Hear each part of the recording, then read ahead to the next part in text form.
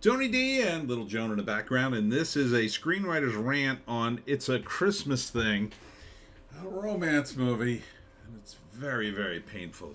Smash like and subscribe. Thank you for smash liking and subscribing. Check out my books, the links in the description. Comedy Horror Incel Jersey. It's the Pineys. Books 1 through 11 available at Amazon.com or available today at the Dragon Boat races, which I am currently at, depending on when you're seeing this, at Lake Lenape near Mays Landing. Okay, some of these are just brutal, and this is one of them. So, what are the elements of a romance movie? Well, usually if they're a generic one, there's a wedding or a stupid contrivance how two people get together. In this case, they did Christmas. And then the contrivance is the daughter's Christmas wish is that her mom gets a guy. All right. And then for some reason, this handsome guy interviews her on the street. And at the same time, he gets a letter written by her daughter for a Christmas wish for her mom to get a new guy. And so the TV station wants to help her because the video goes viral. Somehow her situation goes viral. I don't know. They put it on the air. So then he comes up with this cockamamie idea to get her a guy, and that would be a news report. So they set her up on dates, and this is what I get. When they talk about men writing for women and how, it just sounds like a man, but it's women saying the lines. This is the exact opposite. This is, to me, women writing men dialogue incredibly bad. So first is a geek who's like, he invites her to a role-playing event. Oh, but you can't play, you have to be a wizard. That's not a thing in LARPing. So at least, with the tiniest amount of research, you could have made that line work. So that was just brutal. Then, of course, he sets her up on various dates. This date is more into the attention on the news, and he falls on his skates. Then, of course, he falls in love with the woman and then goes on a day with her daughter sledding, and because it's very Christmassy. Then sets her up with this guy, but here's the scene that really caps it for you. Here's the scene I know this was written by somebody who, I don't know, either completely ignored guys or is like deeply pandering to women. So he's helping her get dressed, and then notices that she only wears a certain color earring when she's interested in a guy or going out on a date or whatever. And like he tells her that and how special she is, and it's just brutal. It's just brutal. The dialogue is like, I guess it could be a guy writing for women, writing in this sort of genre, like really too hard in my view. It's very inorganic. It sounds totally astroturfed.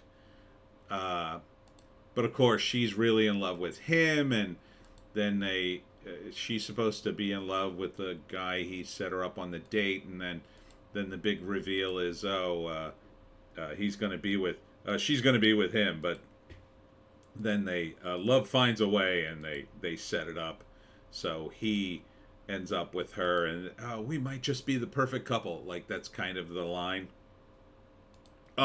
Excruciating dialogue in my view. It's Canadian. Written by Haley November. Is that a fake name so nobody knows who you really are? Haley November. Haley, that's not the way guys talk. I don't know if you know that. Maybe you're just writing like a Christmas card for this thing. I don't know. I would say that's not the way any guy would talk ever. Ever. Directed by Jim Cliff. I guess the direction's okay. Man, that dialogue, it just hit me, and I was just like, this is a hotel movie, if I've ever seen one. Um, but Jesus, it's just way, to me, it's way off the mark. Other than the elements that I think a lot of these production companies want to put in a movie. Oh, it's got to be Christmas or a wedding, and you got to get these two together, and they got to bond, and it's got to be all this like wind up.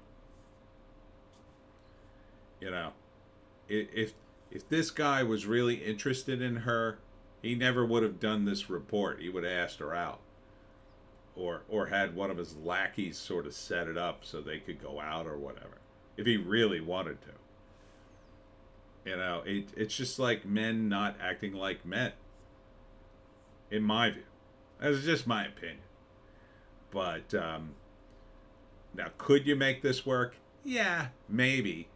Maybe if the female character was a little more, I don't know, willing to do this desperate ploy of putting herself on TV to get a date.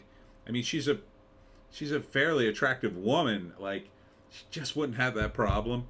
That's really the problem. She just wouldn't have that problem. But it's a contrivance for the romance movie. Sure.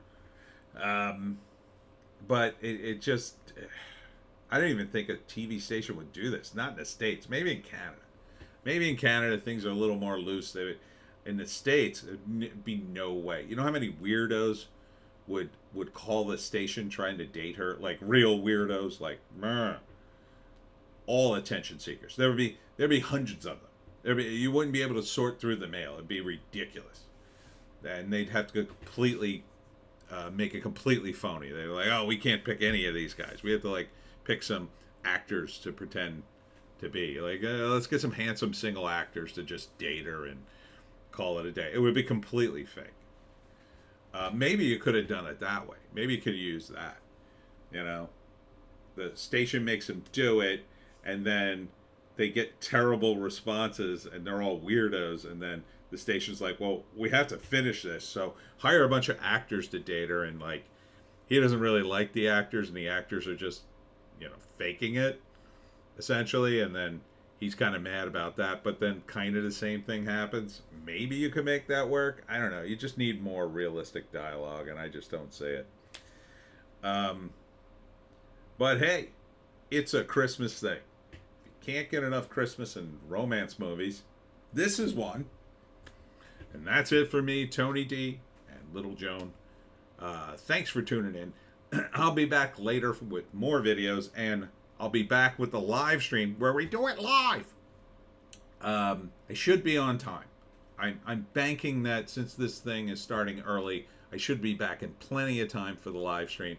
We're going to be talking about box office, probably the strikes, and Robert Davi, the actor, who contacted me. I've got cool stuff to talk about him. We'll just go over his whole damn career on the IMDb. That'll be fun.